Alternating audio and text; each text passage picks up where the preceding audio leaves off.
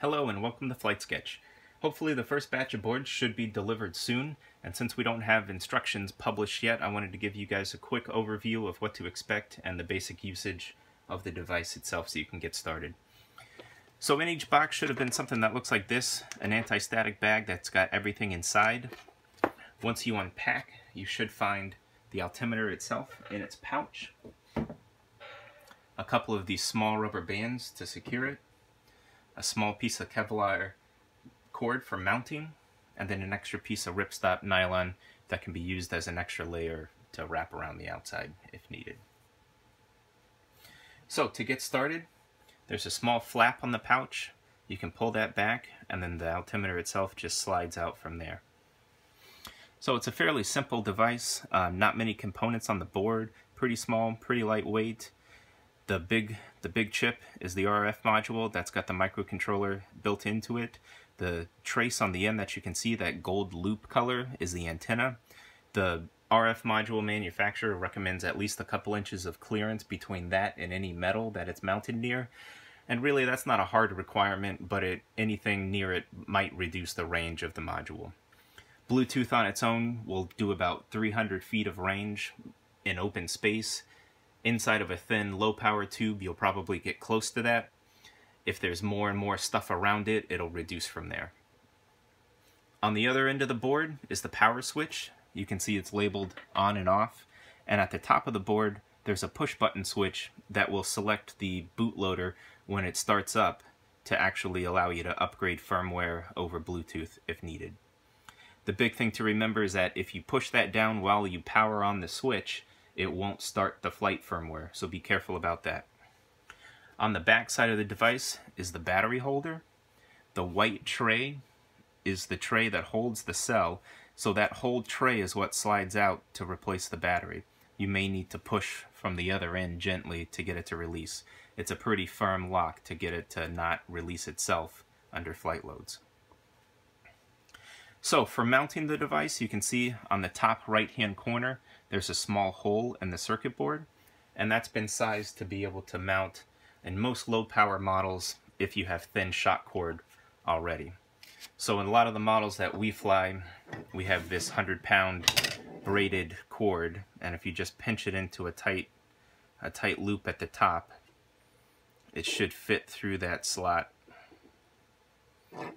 May need to pinch a little bit tighter than that, and it should fit through that slot, and then you can pull the device through, and then once you have that loop, it'll just lock over onto itself and hold on.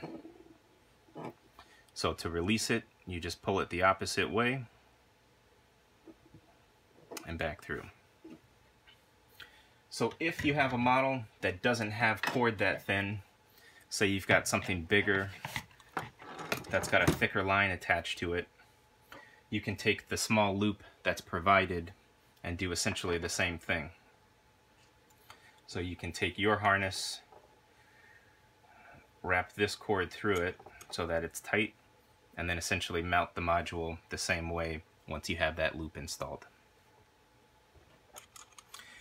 If you have a rocket that's already flying an altimeter and you've got a more traditional avionics base setup, we've had success if you just take your existing sled and then just mount the device with a small piece of double-sided tape. It's pretty secure and there's not much weight to hold on to, so the tape works really well. Alright, so once you have everything mounted up, you can actually take the pouch and slide everything back in. The hole at the top where the tab goes should allow enough clearance to get the cord through. So from your mounting hole, just let the cord pass right out the outside, and then take one of the rubber bands. You may have to double it over,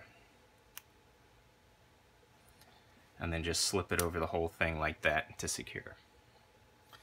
Now, one of the things that the pouch does is it keeps the pressure sensor out of the airflow on the way down. So if you have a model where it's just tethered to the shot cord and the whole thing ejects, you may need to add an extra wrap on top of it because the So far in testing, we've noticed that on some flights you still get a significant amount of noise in the pressure reading. So if you see something like that on the way down during recovery, just take the extra square of nylon that's provided, do a simple wrap like that, and then just put another rubber band around the outside. We are working on a better pouch to hopefully eliminate the need to wrap it again. And in a lot of models we've seen you don't need that extra wrap at all as it is now, but we wanted to throw it in there in case it was needed this time around. So once everything is mounted up, we'll show you how to use the app with it. So once you open the app, it should come up with something like this. So the first step is going to be to sign in with your account. So if you go to the setup page and look under the account tab, it's got a space to log in with your username and password that you registered with. So once you do that, you should get a message at the bottom there that says you're logged in. And what that suggests is that it's actually downloaded a token from the server and it stores that on the device, so hopefully you won't have to do this every time you log in. So if you quit the app and restart it, it should remember that, but double check it when you start it up. It should appear right at the top of the screen there as well to remind you. So once that's set up, if you go to the Connections tab, this is the screen that will show you all of the devices that are in range. So even with the sleeve on it, you should be able to feel the pressure or the on-off switch. And if you turn it on, it'll show up as one of the devices in the list. Each device gets its own unique identifier that's tied to the RF module, so they should have unique names so that you can tell them apart. And that number is written on the bag that everything was contained in. So if you tap on that, it'll indicate that it's connected to the device, and then you can just swipe back to the home screen and you should start seeing data from it. So the basic numbers that come up, the RSSI is the Received Signal Strength Indicator, and that's a rough measurement of how good the signal is from the device. So when it's right next to it, it should give you fairly decent range, and then as it moves further and further away, or if you cover it, the numbers will drop. Next to that is the battery voltage. That's the voltage measured at the cell. The nominal voltage of these batteries is 3 volts, but really it'll be 3 volts for a very short time after it's powered on, and then the device will actually work down into about 1.5 volts. So most of the time, if you're above 2.3 or so, you should be able to complete a flight, but that's one of the things that we're monitoring. Alright, so once it's mounted in the rocket, you can actually put it on the pad and you should have sufficient range to get back to where you want to launch from, and then at that point you can select the arm for launch button. So when it's in range and armed, it'll turn green and say ready to launch. That indicates that it's reset everything, it's cleared the memory, and the launch triggers are set to detect launch automatically. So right now it's set at the combination of 15 feet in altitude and 50 feet per second climb. So once those conditions are satisfied, it'll automatically start recording. So once, actually we don't have the rocket set up to launch now, of course, so we're going to do a basic demonstration with our vacuum chamber. So if you put the device inside here, we can simulate a launch.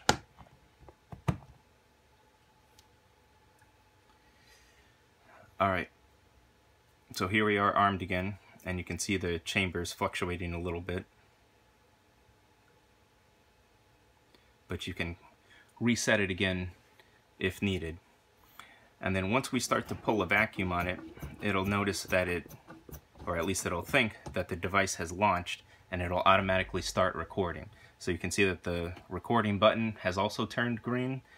And in reality, if you were to actually launch this, it would pretty quickly get out of range and you would lose signal. So after landing, and it'll automatically detect when it lands and stops the recording, but after landing, you'll just go back into the setup tab and then reconnect to the device once you find it on the ground. So we'll wait a little bit longer for it to land. And there it goes, and then it'll switch back to start recording.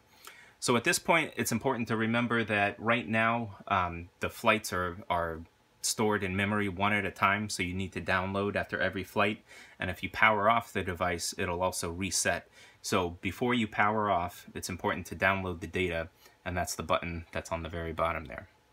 So if you select that, it'll connect to the device and then download the serial data as it was recorded.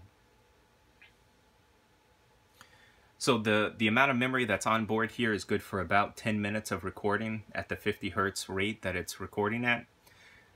And then after it's done with that, you can see you've got a couple of options here.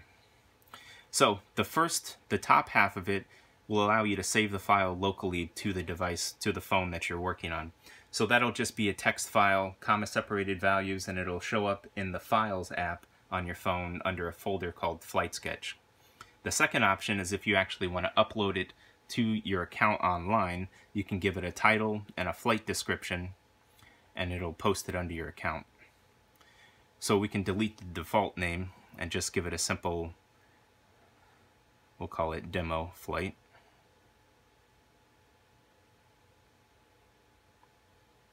And then we'll say upload to account. And once it's complete, it'll give you a confirmation, and then it should show up online. So that's the basic function of it. We'll give a brief overview of the website in a future video, but hopefully that's enough to get started with. Let me know if you guys have any questions. We're here to support. Hopefully this is helpful for you guys, and again, thank you very much for your participation. Hopefully this is good for everybody. So thank you again. Let us know how it goes.